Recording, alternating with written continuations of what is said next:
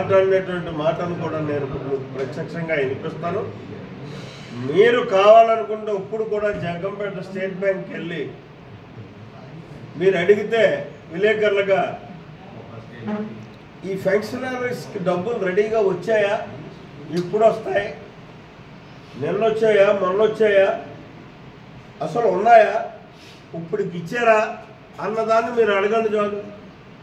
వాస్తవం ఏంటో అర్థమవుతుంది. ఇవాళ TV9 పెద్ద గ్లోబల్ ప్రచారం చేసేస్తుంది. అక్కడ రకరకాలు ఎవడెవరితో ఏదో తీసేసుకుని పంపేస్తున్నటువంటి పరిస్థితి ఉంది. ఇంక సాక్షి అయితే అసలు అర్థం పద్ధం లేనటువంటి విధానంలో వెళ్తున్నటువంటి పరిస్థితి ఉంది. సమాజానికి కరెక్ట్ మెసేజ్ ఇవ్వగలిగేదే పత్రికా లోకం, మీడియా ప్రపంచం.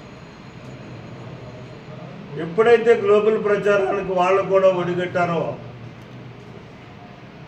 నైతిక విలువలు ఎక్కడ ఉంటాయండి, వాళ్ళ మీద నమ్మకం ఎక్కడ వస్తుంది? వాస్తవం అంటే చెప్పమానండి. చంద్రబాబు నాయుడు గారు వాయిస్గా, చంద్రబాబు నాయుడు గారు సిగ్నేచర్గా ఎలక్షన్ కమిషన్కి పెట్టుంటే చెప్పమానండి, ప్రూవ్ చేయమనండి. దాన్ని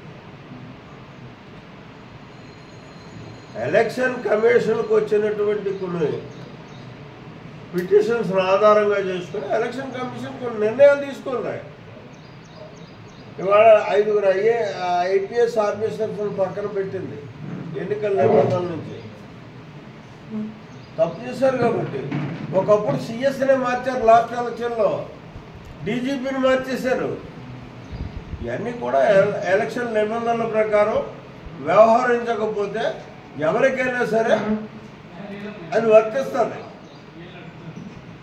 అలాగే ఇవాళ క్లియర్గా చూస్తున్నాం, మనం రాజీనామాలు చేస్తున్నారు వాలంటీర్ సోదరులు. ఎందుకు చేస్తున్నారు నాకు అర్థం కాదు. రేపు పొద్దున్న మీ జీవితాలు ఎందుకు ఓటు చేసుకుంటారు?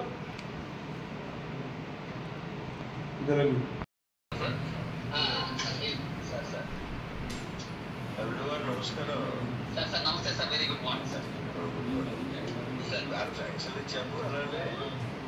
సార్ ఇంకా అమౌంట్ అడ్జస్ట్ అవ్వలేదు సార్. మధ్యాహ్నం కల్లా అమౌంట్ అడ్జస్ట్ అయిపోతుంది సార్. ఆయా సెక్రటేరియట్ లెవెల్లో అయిపోతే ఒకవేళ అమౌంట్ అడ్జస్ట్ అయిపోతే మధ్యాహ్నం స్టార్ట్ చేస్తాం సార్. లేదంటే రేపటి నుంచి స్టార్ట్ చేస్తాం సార్.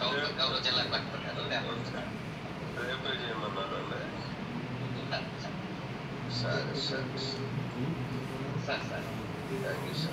సరిపోద్దా అండి? మీకు